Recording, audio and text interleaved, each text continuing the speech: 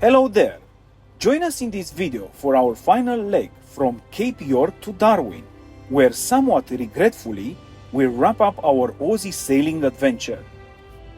We are out with the wind, Sorin and Ana sailing around the world aboard sailing yacht Mehalah, an Oyster Mariner 35. We are both eager to make the most of this once-in-a-lifetime adventure at sea and on land. We are very keen to share this with you. On rounding Cape York, we reached the Arafura Sea. We are most pleased to set our compass west once more after a very long time. Heading west will definitely see us home eventually. After visiting the northernmost point of Australia, we sailed to Seisia for better shelter. Seisia felt like an outpost by the sea. Very remote, rural and wild. Not only the surroundings and inhabitants were wild, but so were the prices at the local supermarket. As you can see, we had to rely on luck, as opening hours of any business in this area are very random. We paid $25 for a papaya. We had no choice given we hadn't been able to access any fruit or veggies since Cairns.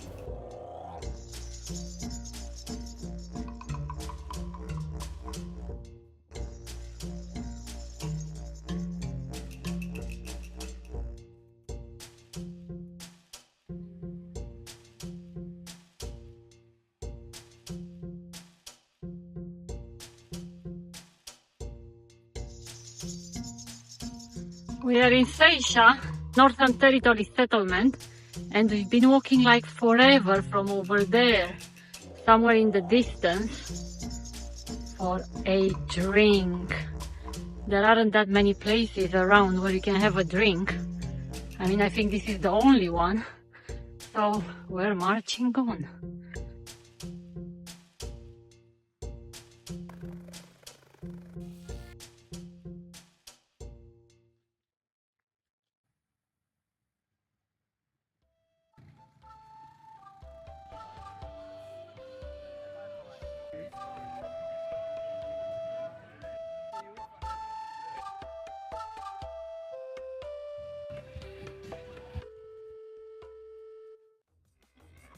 Whilst these locals were celebrating a football match win, doing wheelies on water, some others were celebrating skinning a turtle alive on a neighboring shore. Sadly, Aboriginals' traditions outrank animal cruelty.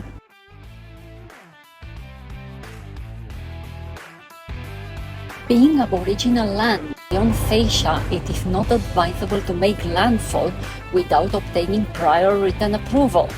We therefore chose not to stop, which made our sailing endeavor duller. Copy all that, sir, and passport number, please. Thank you very much. Nevertheless, the rough And, conditions the name at of times your and the repeated interference from the Aussie Coast Guard kept us entertained throughout. Being back to offshore sailing, this part of the race proves to be most challenging. No barrier reef to protect us from the seas, some longer passages, and the constant worrying about tides and wind direction.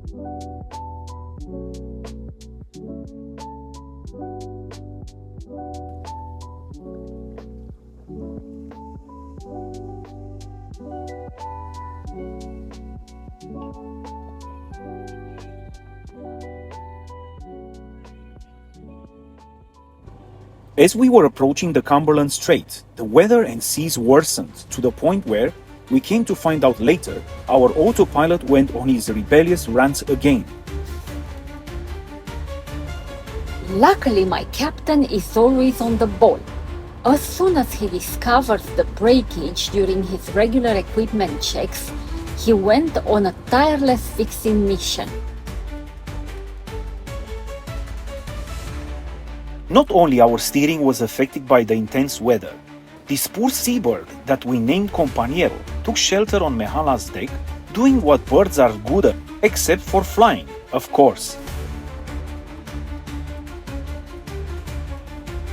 We were enjoying a quick orange that Ana has kindly peeled, and we heard the bang, and I come up on deck, and we've got a very strange looking guest. He looks rather wet and dashed a bit. He needs a break. Hello, you're welcome. I just don't do the usual, you know what I mean. Otherwise you can relax.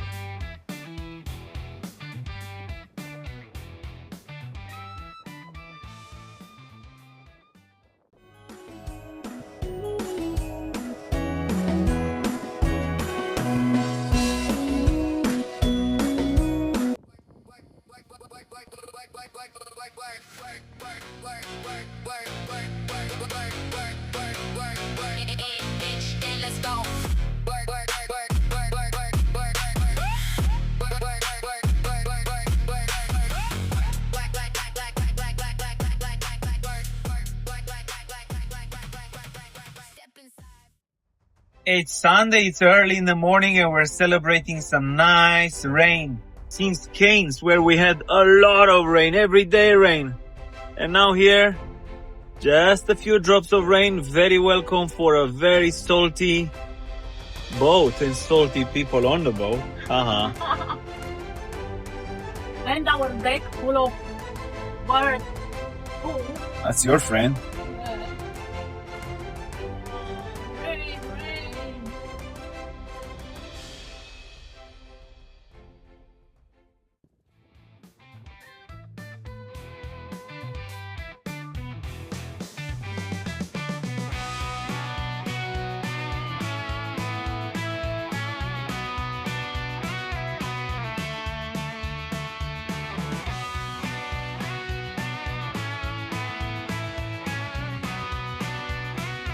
Calling Mehalah for receiving.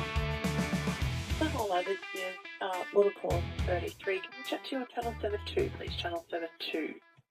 Yeah, going up to 7-2.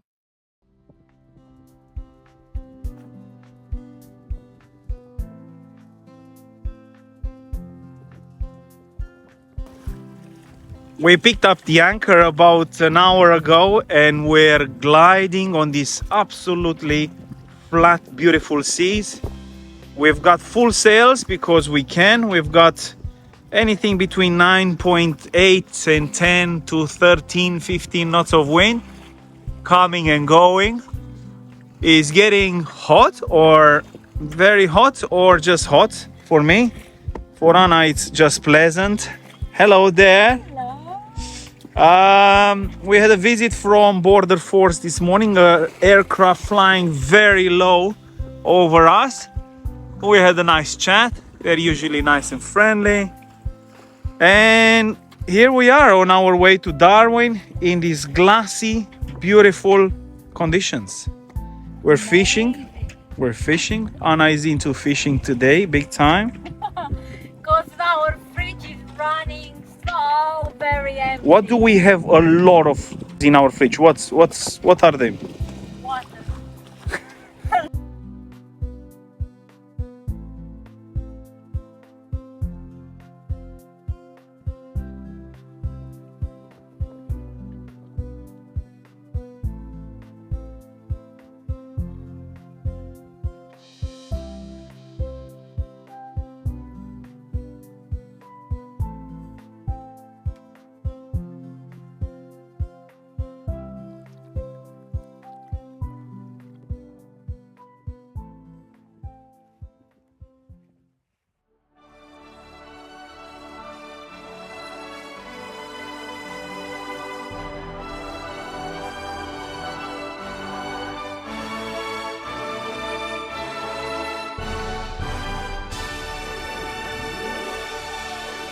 Right, here we are in Darwin.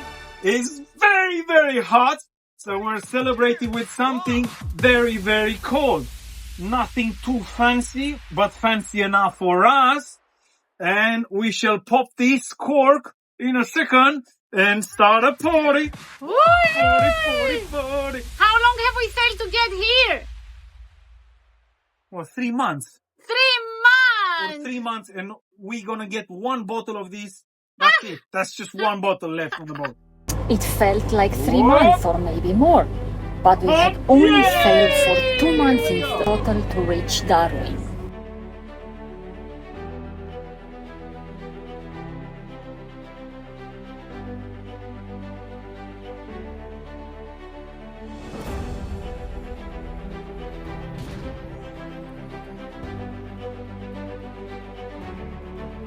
This marina was an absolute gem.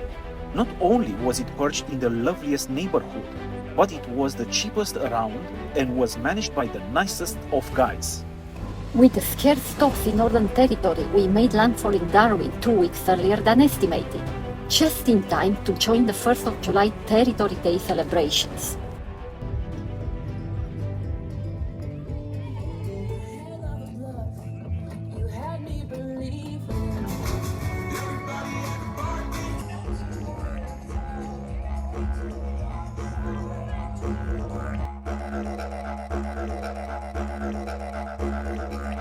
You doing? Yeah, good, thank you. These beach celebrations where everyone gathers to launch their own fireworks in an emotional outburst of excitement were a vivid expression of the Northern Territory independent spirit. This independent spirit of the Northern Territory mirrored Anna's excitement to be there, despite the heat. It's Territory Day here in Northern Territory in Australia, and there is an area on the beach in Darwin that is dedicated for people like me and you launching fireworks. Wow, this is something unique.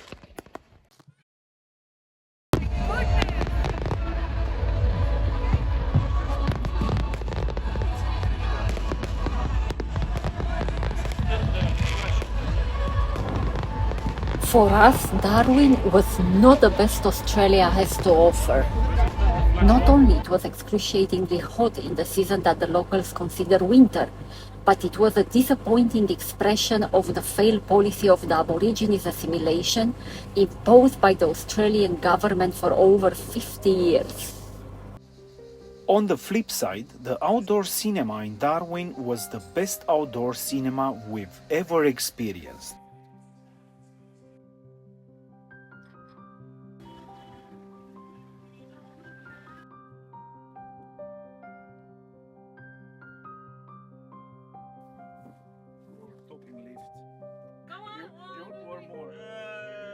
But it's really good. It's a fish.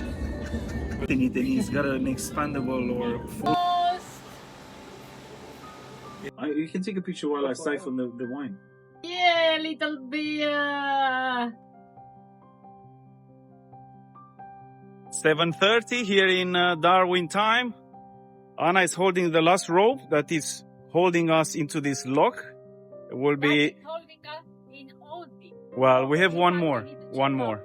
We're going to the customs pontoon to check out, clear out, and off we go to Indo. Weeha! Bye bye.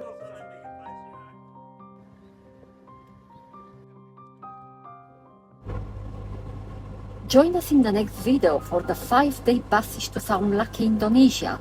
A good passage overall, that was not eventless though.